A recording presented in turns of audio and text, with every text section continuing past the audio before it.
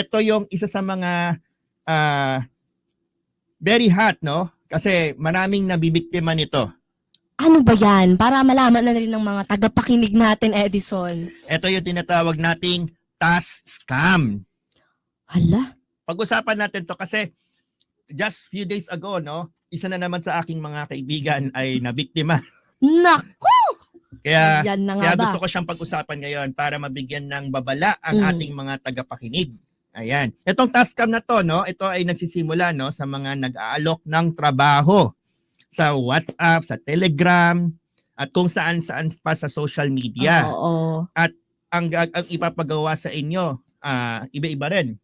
Pwedeng pabisitahin ka sa mga website, no? To view some videos. Yung iba naman ay uutusan kang mag-trade ng cryptocurrency. Oo, yung crypto, alam ko na yan eh. Dami yung mga na Bitcoin, yan, no? Sa mga hindi nakakaalam, ito yung cryptocurrency na tinatawag, no? Para siyang alternative to real money. Ayan. So, ang nangyayari dito, sa unang pasok mo, may grupo-grupo yan sa Telegram usually, no?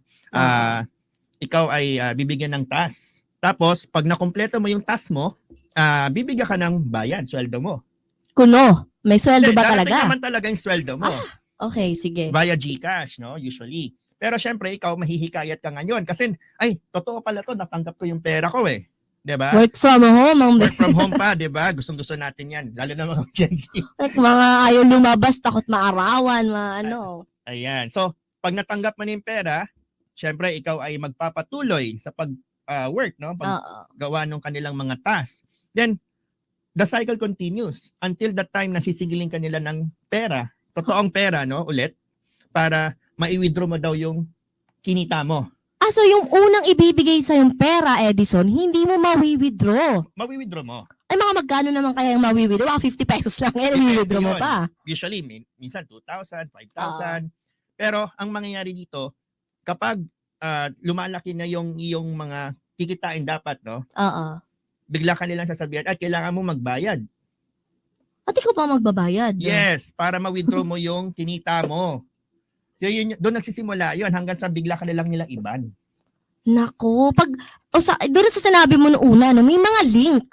So, pagka pinas mo yon, anong mangyayari sa mga account, private information ng mga users? Hindi, wala namang kinalaman siya sa private information ngayon, no? Wala naman. Kasi ang pinaka problema dito is instead na ikaw yung kumita, parang pinatikim ka lang eh. Diba, binigyan ka lang ng barya, tapos ibabalik mo din sa kanila. Diba? So doon yung maraming naloloko sa ating mga kababayan, no? Kaya sinasabi natin, wag tayong basta-basta maniniwala. And take note mga kakalye, no? Ang mga kumpanyang ginagamit ng mga scammer na to ay totoong kumpanya. Nako. Pero yung mga kumpanya na to, minsan hindi sila involved. Minsan. So may mga pagkakataon, Edison, na gumagamit sila ng totoong kumpanya. Oo.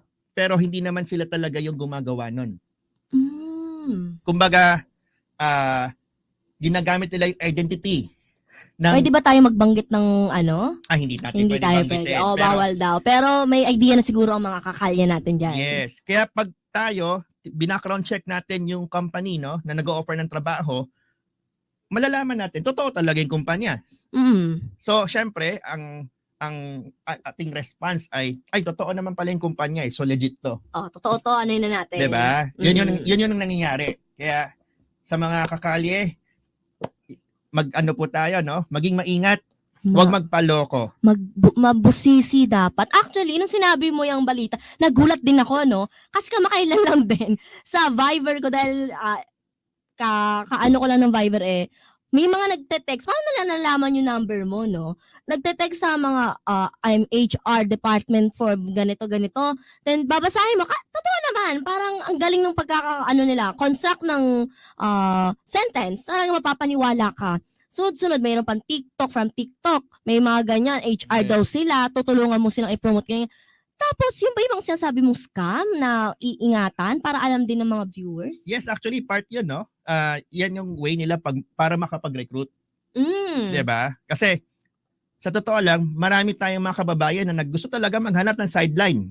And talaga naman nakakaakit yung offer nila kasi work from home, part-time. Walang ilalabas na pera. Diba? Ikaw pa yung babayaran, tapos ang dali lang ng gagawin mo, manonood ka lang ng video, mag-like ka lang ng page. Diba? Totoo, minsan na ako naloko niya kasi sinubukan ko lang, curiosity ba? Yung magpapatay yata sa pusa.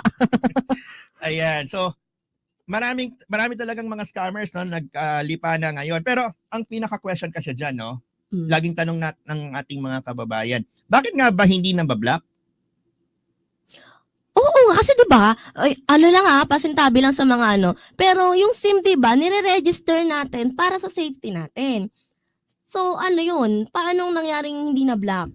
Well, the reality is ang SIM card registration natin can only do a little. Bakit? Kasi most of it, ang nabablock lang nila or napipigilan lang nito is yung mga small time na scammer. Bakit? Curious tayo, di ba? Bakit? Oo. Kasi ang mga SMS na natatanggap natin ay hindi talaga dumadaan sa Globe at Smart. Paano sila nakakapasok? Dumediretso yan sa phone natin. That is the limitation of the technology. So kahit anong, di ba, sabi nga natin, si Globe, binablock ngayon lahat ng text na may email address or kaya naman merong link, di ba? Try nyo mag-text, mga kapkalye, no? Sa friends nyo. Hindi papasok yung message nyo pag may link. Di ba? Binablock ni Globe eh. Pero bakit may natatanggap ka na merong paring link? Kasi hindi siya dumadaan kay Globe.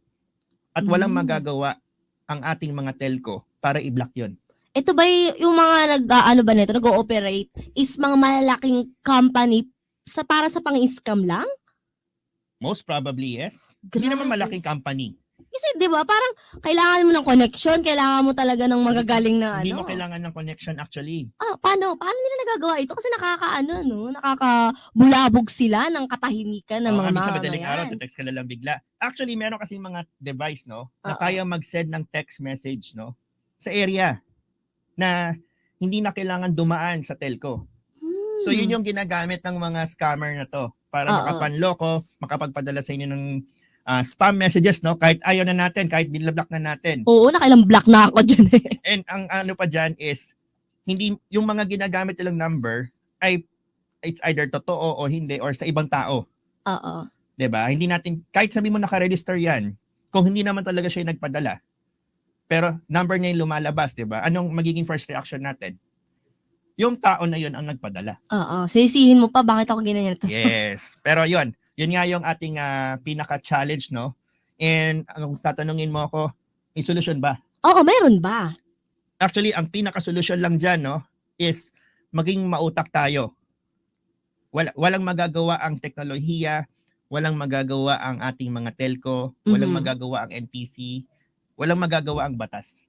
Wala, grabe pala. Talagang kaya mo lusutan ang batas kapag talaga gumamit ka ng pang-i-scam. Ang pinaka sinasabi ko nga dyan, that is the limitation of technology. Sana dumating yung panahon wala ng limitasyon.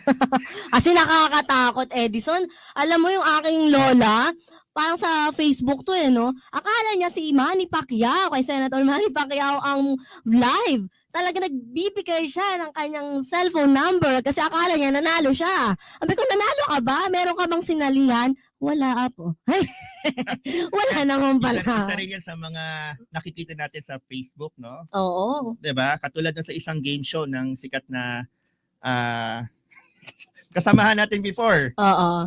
Yan, hindi ko nababanggit yung pangalan niya, but of course, marami tayong mga nakikitang mga nagpapa-contest na ang ginagawa ng mga kababayan natin is naglalagay ng kanilang personal information sa Facebook. Nagko-comment, no? Actually, hindi natin nire-recommend yon. Wag natin gagawin yon. Bakit? Kasi nakukuha ng mga scammer yung ating mga numero. Oo. Tapos sila yung papanggap na, hoy, kaya'y nanalo. Pero kailangan nyo pa rin magbayad. Oo, ang lola ko talagang naglagay ng number niya. At pirate na yung video, talagang ninakaw lang yung live. Then nagre-live sila, nagpanggap sila na ay nanalo ka ng ganyan, ganyan, ganyan. So ang target nila dito hindi mga bata eh. Kasi ang mga bata nga hindi sa ganyan naloloko eh. Alam mo sino? Mga senior citizen. Yes. Yung mga walang idea sa teknolohiya. Tama ka dyan actually, no? Kaya nga actually ang payo ko sa ating mga kabataan gabayan natin ang ating mga magulang. Ay, Baliktad. baliktad naman yun. Naku po. This time, kailangan natin gabayan ang ating mga magulang para at least masabihan sila, no, na wag basta-basta magbibigay ng impormasyon. Mapa-cellphone number man yan, mapa-email, hanggat maaari, wag natin ibibigay. Actually, isa sa sinasabi ko rin sa aking mga kaibigan, kahit ikaw ay walang online banking, kunyari lang, o ikaw ay isang normal na citizen lamang, hindi ka nag-internet, hindi ka nagsa-cellphone, ikaw ay pwede pa rin maging biktima. Paano? Paano to? Isa sa pwedeng mangyari sa'yo ay yung tinatawag nating identity theft. Bigyan mo nga kami ng sample nito, Edison, para sa hindi nakakaalam. For example, gagamitin ko yung pangalan mo. Uutang ako. Kanino? Sa mga kaibigan o mga nakakilala din sa akin? Kahit kanino. Pwede rin sa gobyerno, sa bangko. Magpapanggap akong ikaw. Kasi kompleto ko ang informasyon mo. Naku. Sabihin mo sa akin, ay, hindi naman ako nag-i-internet eh. Hindi ako nag-Facebook. Safe ako. Pero actually, hindi totally. Nako.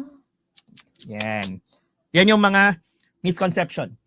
'Di ba? Yan yung dapat nating pag-isipan mabuti. Pero syempre, kadalasan naman ng ating mga informasyon ay nakalabas na eh. 'Di ba? Ang dami ng beses nag-leak ang ating mga information. One of them is yung Comelec before. Paano nangyari doon? Nahack yung Comelec. Nag-leak yung information natin, especially mga voters, no? And syempre, katulad ng mga information like mother's maiden name. Di ba lagi tinatanong yan dati pag sa bangko, sa telco, di ba pag tatawag ka, what is your mother's maiden name? Ngayon, hindi na siya effective kasi pwede na siyang makuha Nako. sa internet, sa dark web, no? Kaya Naku, ingat-ingat po tayo web. mga kakalye. Ayan. So, our time is 2:55. Napakabilis ng oras, no? Ang bilis. Nakailang balita, ilang usapan na naman tayo mga kakali. Ayan. Grabe. Siyempre, kayo po ay nakikinig pa rin, no? Sa Usapang Kalye dito sa DWBL 1242. Ayan. So, anong parting message natin sa ating mga listeners? Siguro, sa mga mag-iingat, maging mapanuri. Siyempre, gabayan natin yung mga kapamilya natin, mahalagang tao sa atin. Kasi kapag napahamak sila, siguradong mapapahamak ang peace of mind nating lahat. Damay-damay Oh, tayo. damay-damay na to. Hindi natin gugustuhin. Ayan. Saka wag magpaloko. Oo. Importante yun, wag maging sakim. Oo, isa pa yan. Kasi yan yung nagiging simula ng lahat eh. Pag naging sakim tayo, ma-attract tayo doon sa mga scam. Yan ang sunod-sunod na yan. Kaya, easy money ba? Easy money. Walang madaling trabaho. Oo. Lahat dapat ay pinaghihirapan.